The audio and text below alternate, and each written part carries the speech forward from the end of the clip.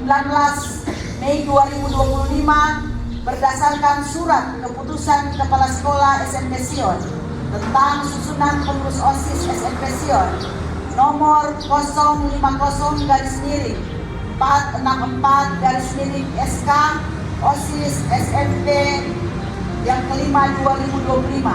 Pengurus OSIS SMP Sion periode tahun 2025-2026 yang namanya termasuk dalam surat keputusan ini dengan menyebut nama Tuhan Yesus Kristus.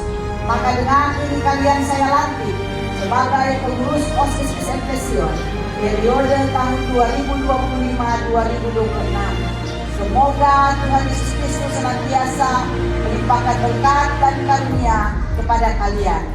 Amin.